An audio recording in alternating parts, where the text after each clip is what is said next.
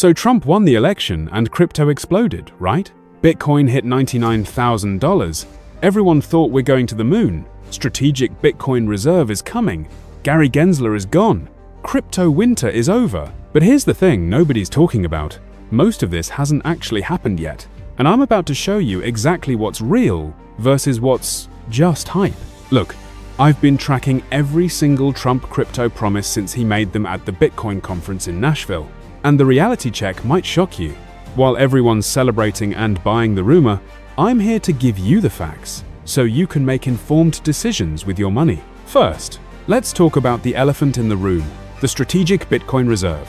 Trump promised this would happen immediately, right? Day one. We're keeping all the government's Bitcoin, no more selling, building a strategic stockpile like we do with oil. Sounds amazing. And the market absolutely loved it when he said it. But here's what actually happened. On January 23rd, Trump signed an executive order to evaluate whether to create a digital asset stockpile. Evaluate. Not create, not establish, evaluate. This working group has up to 180 days to study whether it's even a good idea. So we're looking at mid-2025 before we even know if this is happening, let alone when it would actually be implemented. Meanwhile, the market priced this in like it was happening tomorrow.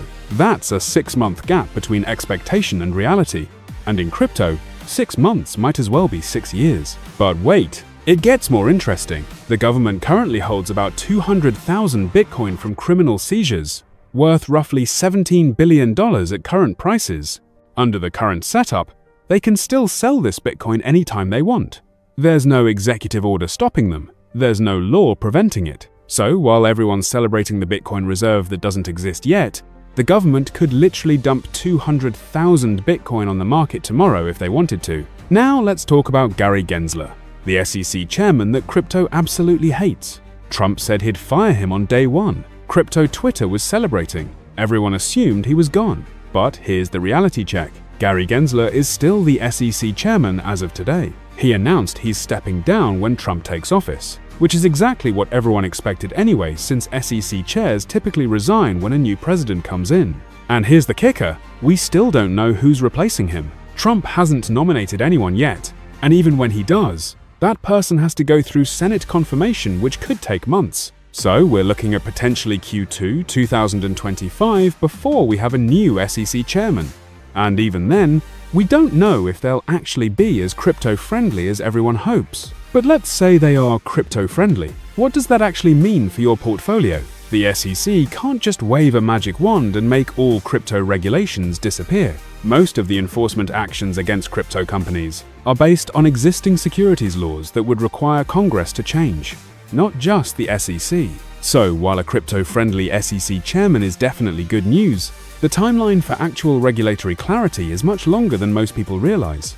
Speaking of timelines, let's talk about what Trump actually can do quickly versus what requires months or years. Executive orders can happen fast, like the digital asset stockpile evaluation we already saw. But anything involving actual money, like buying Bitcoin for a strategic reserve, requires congressional approval. And Congress moves slowly, especially when we're talking about spending billions of dollars on a volatile asset that most politicians still don't understand. The Bitcoin Act that Senator Lummis introduced calls for buying 1 million Bitcoin over 5 years, which would cost about $90 billion at current prices. Even if this passes, which is a big if, we're talking about dollar cost averaging into Bitcoin over 5 years, not some massive purchase that sends prices to the moon overnight. Here's what's actually happening right now in December 2024 that most people are missing. Bitcoin is stuck in a range between $86,000 and $90,000. It touched $99,000 but couldn't break through $100K, and now we're seeing some serious resistance. Why? Because smart money is taking profits on the Trump victory rally while retail is still buying the hype.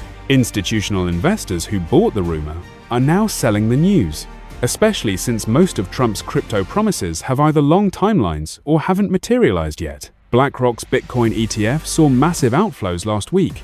Grayscale is still selling, and whale wallets that accumulated below 70,000 are taking profits above 85,000. But here's where it gets really interesting for your trading strategy. The crypto market has a pattern of buying rumors and selling news, but Trump's crypto promises are creating multiple news cycles. We have the evaluation announcement, then the actual decision on the strategic reserve, then congressional hearings, then potential passage of the Bitcoin Act, then actual implementation. Each of these events could create buying or selling opportunities. But the key is understanding the timeline. The evaluation results could come in Q2 2025. Congressional action on the Bitcoin Act could happen in Q3 or Q4 2025. And actual implementation could be 2026 or later. That's a very different timeline than the immediate moonshot most people are expecting. So, what should you actually do with this information? First, stop making investment decisions based on promises and start focusing on what's actually happening. The Bitcoin reserve doesn't exist yet, Gary Gensler is still in charge, and regulatory clarity is still months away at minimum.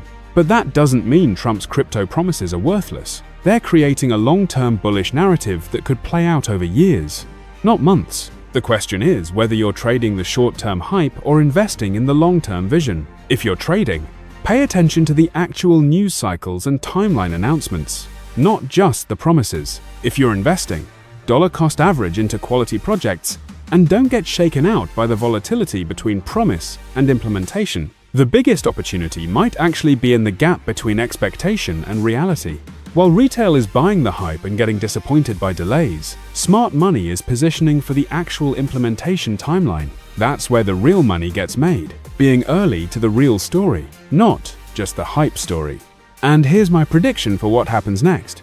We'll see continued volatility as each Trump crypto promise either gets delayed or implemented slower than expected. The market will get impatient, retail will get disappointed, prices will correct, and that's when the real buying opportunity appears for people who understand the actual timeline. Because here's the thing, even if everything Trump promised happens exactly as planned, it's going to happen over years, not months. The strategic Bitcoin reserve, new SEC leadership, regulatory clarity, all of this is a 2025 to 2026 story, not a 2024 story. But if you're positioned correctly and you understand the real timeline instead of the hype timeline, you could make serious money as these promises slowly become reality. The key is having realistic expectations and not getting caught up in the short-term disappointment when things don't happen as fast as social media wants them to. So there you have it, the truth about Trump's crypto promises versus what's actually happening. Make sure to subscribe if you want more reality checks on crypto news. And let me know in the comments which Trump crypto promise you think will happen first. See you in the next one.